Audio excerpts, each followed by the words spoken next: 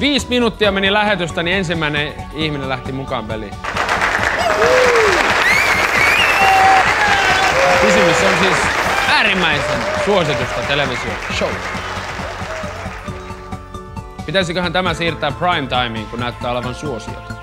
Lauantai-iltaan kello 8 huuman tilalle, kun näyttää olevan sen verran suosittu. Ei voi olla Antti, terve! Terve. Sä lähit peliin mukaan sentään. Kyllä. Luojan kiitos, koska oikeastaan kukaan muu ei ole lähtenyt, niin saatiin sentään edes yksi soittaja tähän lähetykseen. Niin. Niin, kuka on kuvassa tai ei kuka, vaan mikä esine on kuvassa? Olisiko kirja? Ei oo kirja, ei oo kirja. Joo. No nyt älä missään nimessä lopeta pelaamista, koska taitaa olla silleen, että sä oot ainut, joka siellä tällä hetkellä linjoilla on. Niin nyt pommita se kärkikymmenikö täyteen sun numeroita, niin me jutellaan tässä koko lähetys. Onko sulla stringit? Ai mulla? Niin. On, totta kai. Mustat? Nahkaset, semmoset punaiset. Okei, heippa. Joo, hei hei.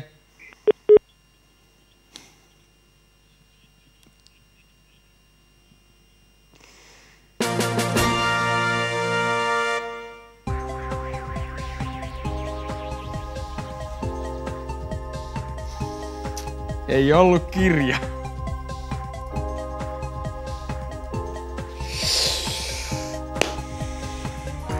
Potti nousi 275 € ja luukku auki.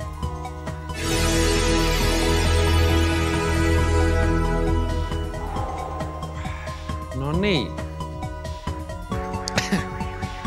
Nää on näitä suoran lähetyksen suolia.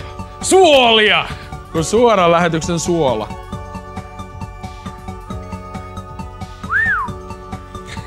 Ei. Sanotaan, väärät vastaukset edelleen rullaa tuossa alareunassa. Eli älä vastaa niitä missään nimessä, sillä muuten menee sinun vuorosi hukkaan. 425 €. Meillä on siellä Kimi, terve! Hallo. No haloo. Mistäs päin Kimi oot? No kuule Helsingistä. Jaha, ihan lähimailta. Mä ajattelin, kun rähisee ja ratisee niin paljon, että sä oot jossain kaukana, no, mutta... vähän huonot linjat. No ei se mitään. Hankitaan paremmat linjat noilla rahoilla. Mikä on kuvassa? No se on ihan selvä, toi on puuhöylä. Ei ole puuhöylä. No haista vittu sit.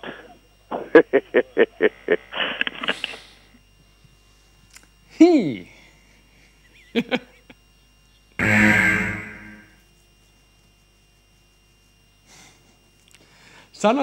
Sanotaan näin, että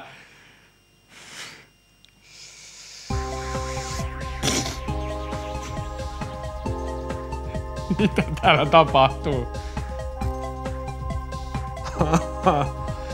No, tuntuu näköjään siltä, että olemme pari kertaa soittaneet vahingossa tuonne mielisairaalaan. Ainakin pelaajien jutuista päätellen, mutta ei siinä sitten mitään. Nyt tehdään sillä tavalla, koska tänään näköjään tuntuu olevan jollain tavalla aika häiriintynyt päivä ja lähetys, niin